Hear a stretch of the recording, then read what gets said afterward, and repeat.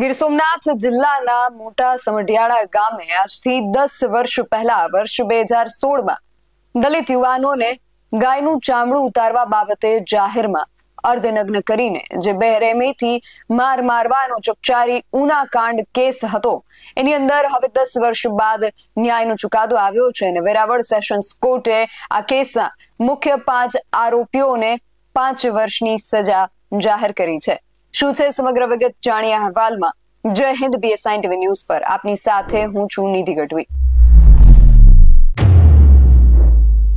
ગીર સોમનાથ જિલ્લાના મોટા સમઢિયાળા ગામમાં વર્ષ 2016માં દલિત યુવાનોને ગાયનું ચામડું ઉતારવા બાબતે જાહેરમાં જ અર્ધનગ્ન કરીને બેરહેમીથી મારવાની જે ચકચારી ઘટના હતી, જેને ઉના કાંડ નામેથી પણ યાદ કરવામાં આવે છે, એમાં 10 વર્ષ બાદ હવે ન્યાય આવ્યો છે. વેરાવળની સેશન્સ કોર્ટે આ કેસના મુખ્ય 5 આરોપી, જેમાં રમેશ જાદવ, રાકેશ જોશી, પ્રમોદ ગોસ્વામી, નાગજી ડાયા અને બળવંત ગોસ્વામીને પૂર્વ નિયોજિત હુમલો અને અત્યાચાર ગુજારવા બદલ દોષિત ઠેરવ્યા છે અને તેમની સજા સંભળાવવાનું શરૂ કર્યું છે.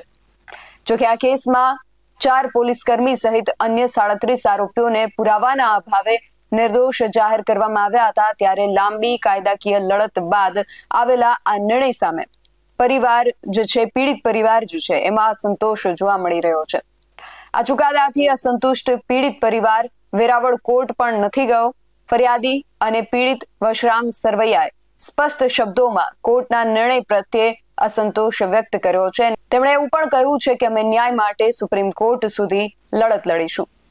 સેશન્સ કોર્ટ દ્વારા આજે જે નિર્ણય લેવામાં આવ્યો છે, તેમાં તમામ જે સજાઓ છે એ એક સાથે ભોગવવાની રહેશે એવું કહેવામાં આવ્યું છે અને 6 વર્ષથી વધુ જેલવાસ જે છે એ ગણતરીમાં છે. આ અંગે વિગતે વાત કરીએ તો ગીર સોમનાથ જિલ્લાના બહુચર્ચિત ઉના કાંડ મામલે વેરાવળ સ્થિત સેશન્સ કોર્ટ દ્વારા આજે આ મહત્વપૂર્ણ ચુકાદો સંભળાવવામાં આવ્યો છે. આ કેસમાં સેશન્સ જજ પંડ્યાએ 5 દોષિતોને વિવિધ કલમો હેઠળ સજા ફટકારી છે, જેને લઈને સમગ્ર જિલ્લામાં ચર્ચાનો માહોલ જાગી ગયો છે. કોર્ટ દ્વારા આપવામાં આવેલી સજા મુજબ એટ્રોસિટી એક્ટ હેઠળ તમામ આરોપીઓને 5 વર્ષની સજા સંભળાવવામાં આવી છે. સાથે જ આઈપીસીની કલમ 523 અને 524 હેઠળ 3 વર્ષની સજા તથા આઈપીસીની કલમ 342 અને 504 હેઠળ 2 વર્ષની સજા જે છે ફટકારવામાં આવી છે અને આ ઉપરાંત દરેક આરોપીઓને 5,000 રૂપિયાનો દંડ પણ ફટકારવામાં આવ્યો છે. કોર્ટે આદેશ કર્યો છે કે તમામ સજાઓ એક સાથે જ ભોગવવાની રહેશે. મહત્વપૂર્ણ બાબત એ પણ છે કે આ કેસના તમામ આરોપીઓ છેલ્લા 6 વર્ષથી વધુ સમયથી જેલવાસ ભોગવી રહ્યા છે, જેથી કોર્ટના આ નિર્ણયના અનુસંધાને તેઓ પહેલેથી જ સજાનો જે સમયગાળો છે એ પૂર્ણ કરી દીધો હોય તેવું માનવામાં આવી રહ્યું છે. તો હવે આ પરિસ્થિતિમાં કાનૂની પ્રક્રિયા પૂર્ણ થયા બાદ તમામ દોષિતો જે છે એને જેલમાંથી મુક્ત થવાનો જે માર્ગ છે એ પણ મોકળો બની ગયો છે. આ ચુકાદાને લઈને પીડિત પરિવારમાં મિશ્ર પ્રતિસાદ જોવા મળી રહ્યો છે, જ્યારે કાયદો અને વ્યવસ્થા જાળવવા માટે પોલીસ તંત્ર દ્વારા કોર્ટ પરિસર સહિત સંવેદનશીલ જે વિસ્તારો છે ત્યાં જે બંદોબસ્ત છે એને ચુસ્ત કરી દેવામાં આવ્યો છે. ઉના કાંડનો આ કેસ રાજ્યભરમાં ભારે ચર્ચાનો વિષય રહ્યો હતો અને આજે ચુકાદો આવ્યો છે એ પણ એક મહત્વપૂર્ણ કાનૂની અધ્યાયને પૂર્ણતા તરફ દોરી દીધો છે. પરંતુ આ કેસને લઈને જેમણે 10 વર્ષ અગાઉ પણ ખૂબ મજબૂતાઈથી લડત આપી હતી, એ વડગામના ધારાસભ્ય જિગ્નેશ મેવાણી દ્વારા પણ એક જાહેરાત કરવામાં આવી છે.